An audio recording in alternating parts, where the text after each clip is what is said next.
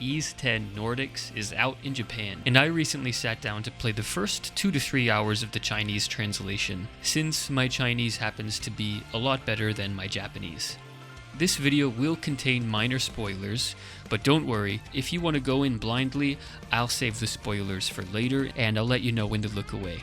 Before we get started, leave a comment below about what you're most looking forward to about Ys 10. And while you're doing so, don't forget to like this video and hit subscribe. Let's start off with graphics and performance. Ys 10 is by far the best looking Ys game in the series. Stylistically, it can be downright beautiful to look at. The environments are spacious and colorful, and the vibrancy of Ys 8 is back after the more muted palette of Ys 9. The character models also look fantastically rendered, and Adol's never looked better as he runs around hacking and slashing to his heart's content. The Ys series has unfortunately been infamous for performance issues in the past, especially on Switch, and like past Ys games, the game does struggle a bit. As I'm playing, the frame rate drops haven't been as bad as they were in the first 5 or 10 minutes. It could be because I started the game off in handheld and then docked it, so that could be one reason that the performance seemed to improve for me later. Adol's movements have been smooth as butter during combat. Of course, some of this frame rate smoothness is probably at the cost of frequent pop-in, though I'd much rather deal with pop-ins than a constantly dipping frame rate. I'm also happy to report that the Switch version of Ys 10 doesn't have that infamous graininess in the environment that Ys 8 had. The grass and trees look surprisingly clear, and I'm really excited to see what kind of environments are in store for me. We really need to talk about the combat though, and we know that most Ys fans are here for that. The first thing to mention is how different it feels. The physics are not at all like Ys 8 and 9, when Adol moved around as light as a feather. If you're like me and you loved rolling around the map in Ys 8, you may be a little sad at first to see that Adol can't just zip across the map in the same way as he could before. His dodge roll doesn't seem to propel him through the air very much. He's much heavier than before, and his movements have more of a realistic weight to them. It took me a few minutes to get used to it, and I wasn't sure how I felt about it until more of the mechanics got introduced. A heavier Adol, though, has made the combat feel more substantial. Combine this with an R2 guard command, and the battle system now feels more like a duel than a hack and slash. I had to be way more careful in this game to avoid dying, and I died a lot on the first boss fight.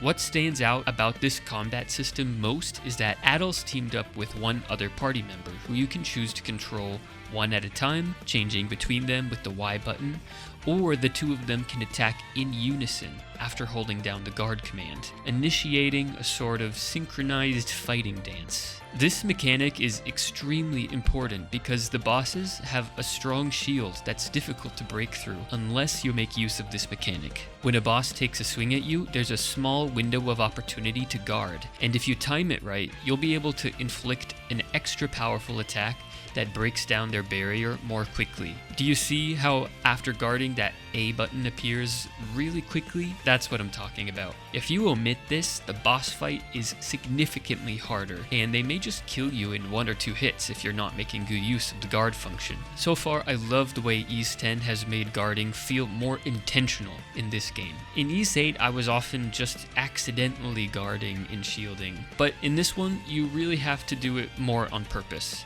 The combat asks for more of your attention than it did before, and you have to be a lot more careful.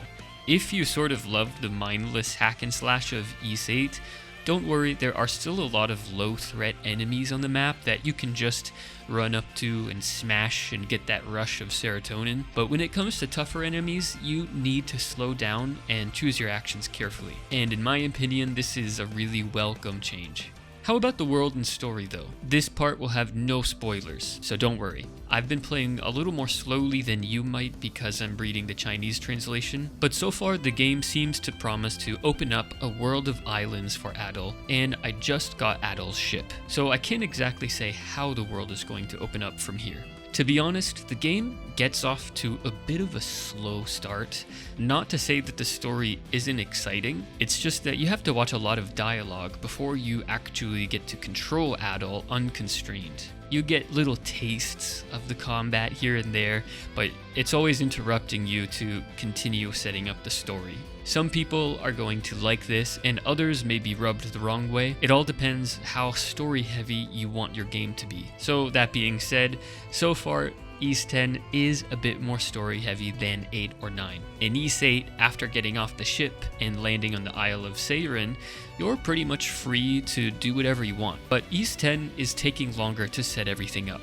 This is just going to come down to personal preference. However, I wanted to let you know so you can set your expectations in advance. The world really does seem promising though. I'm eager to see how much freedom Adol actually gets with this ship, and whether you'll really be able to drive it around to different islands. I also wonder if the ship is going to be some kind of base for you, because in 8 and 9 there was always a base, and I love games that have a base. In my next video, I'll let you know what happens with this ship and how the game opens up from here. Now for some spoilers, so if you want to go into this game blind, please skip ahead to the time shown on the screen. Ys 10 starts off with Adol and Dogi aboard a ship, rather like how Ys 8 starts. Instead of being attacked by a sea monster, the ship is attacked by pirates, and the game lets you know immediately that the stakes are high, because the opening sequence ends with someone on the ship literally being executed right in front of you. After this opening sequence, Adol lands on an island and he runs around town meeting various people. He gets a job helping out around town. Then mysterious things begin happening. Adol finds a conch shell on the sand that grants him a mysterious power. It turns out that the pirate princess also has this power, and when they get too close to each other, they get bonded by a mana chain, meaning that they can't go more than 10 or 15 feet away from each other anymore. This opens up the gameplay mechanic of the two of them fighting in unison as they investigate the mystery of the conch and escape from pirates. Now I want to end this video with a few things I didn't love. I didn't dislike a whole lot of stuff so far, but one thing I didn't like was the amount of invisible walls. I don't remember 8 having so many walls because they did a great job of making natural barriers. And 9 may have spoiled me a little bit by allowing me to run up walls and jump from roof to roof. It just seemed like in 10 there are invisible walls everywhere. I still haven't gotten very far in the game though, so I hope this is just an issue with the opening area. The other thing I didn't love is the ship control. It just seems not great. I love the idea of the ship being used for exploration, and that's what I'm hoping the game lets you do eventually, but so far I pretty much just watched my ship sail in a straight line toward a story marker with invisible walls on either side of me. However, this was literally the first and only time that I've been allowed to steer the ship so far, so this may change later. I have liked a lot of things about the game so far though, and the combat feels great. So I'm feeling really optimistic that Ys 10 could be the next best Ys game. I really need to play more and see what happens next though. Now I want to turn it over to my viewers to leave their questions down below as I keep playing. What burning questions do you have about Ys 10? What are your hopes and fears for the game? Let me know down in the comments, and don't forget to like this video and hit subscribe.